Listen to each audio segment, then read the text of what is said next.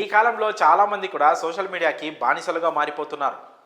Social media మోజులో పడి తమ జీవితాలను నాశనం చేసుకుంటున్నారు. సోషల్ మీడియా ప్రభావం వల్ల ఎవరూ కూడా రియాలిటీలో బ్రతకలేకపోతున్నారు. ప్రతిదీ సోషల్ మీడియాలో షేర్ చేస్తున్నారు. ప్రాణాలు కోల్పోతున్నారు. తమ కుటుంబాలకు మనశ్శాంతి లేకుండా చేసుకుంటున్నారు. తాజాగా సోషల్ మీడియా వల్ల ఒకరు ప్రాణాలు కోల్పోయారు, ఒకరు హంతకులయ్యారు. వారు సొంత భార్యాభర్తలే. అసలేం జరిగింది? పూర్తి వివరాల్లోకి వెళ్తే, ఉత్తరప్రదేశ్ మీరట్లో దారుణాతి దారుణం జరిగింది. ఒక వ్యక్తి తన భార్య చేసిన పనికి క్రిమినల్గా మారాడు. తన భార్య మీద కోపంతో అతి కిరాతకంగా ఆమె ప్రాణాలు తీశాడు. ఎంతలా అంటే తన 3 కూతుళ్ల ముందే భార్య గొంతు కోసి మరీ ఆమె ప్రాణాలు తీశాడు. అసలు ఎందుకు ఇంత దారుణం చేశాడో తెలిస్తే ఖచ్చితంగా షాక్ అవుతారు. తన భార్య ఇన్స్టాగ్రామ్కి బానిస కావడం వల్లే భర్త ఈ దారుణానికి పాల్పడినట్లు తెలుస్తోంది. ప్రస్తుతం ఈ ఘటన స్థానికంగా సంచలనంగా మారింది. ఇన్స్టాగ్రామ్స్ రీల్స్ చేయడం, దానికి కామెంట్స్ రావడం, గుర్తు తెలియని వ్యక్తుల నుంచి కాల్స్ రావడంతో భర్త మండిపోయాడు.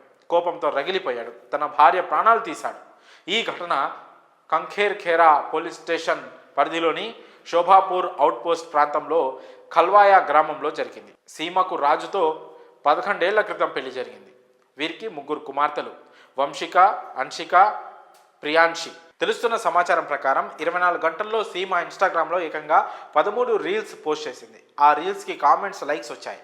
గుర్తు తెలియని వ్యక్తి నుంచి తన తల్లికి కాల్ వచ్చిందని, ఇది తన తండ్రికి కోపం తెప్పించిందని పెద్ద కుమార్తె వంశిక చెప్పింది. అందువల్ల ఇద్దరి మధ్య గొడవ జరిగినట్లు చెప్పింది. ఇక ఆ తర్వాత సీమాను రాజు కత్తితో దాడి చేసి ప్రాణాలు తీసినట్లు తెలిపింది. 3 పిల్లలు కూడా భయంతో దుప్పటి కింద నుంచి జరుగుతున్న ఈ నేరాన్ని కళ్ళారా చూశారు. గుర్తు తెలియని నెంబర్ నుంచి కాల్ రావడం వలనే తన తండ్రి తల్లితో గొడవకి దిగినట్లు వారు తెలిపారు. రాజు సీమను ఇటుకతో కొట్టి గొంతు కోసి ప్రాణాలు తీశాడు. ఆ వెంటనే సీమ మొబైల్ ఫోన్లను తీసుకొని పరారయ్యాడు. మృతదేహాన్ని పోస్ట్ మార్టంకి తరలించిన పోలీసులు సీమకు ఎవరి నుంచి కాల్స్ వచ్చాయి అనేది విచారించడంతో పాటు నిందితుడిని పట్టుకునేందుకు గాలిస్తున్నారు. ఇక ఈ దారుణంపై మీ అభిప్రాయాన్ని కామెంట్స్ రూపంలో తెలియజేయండి.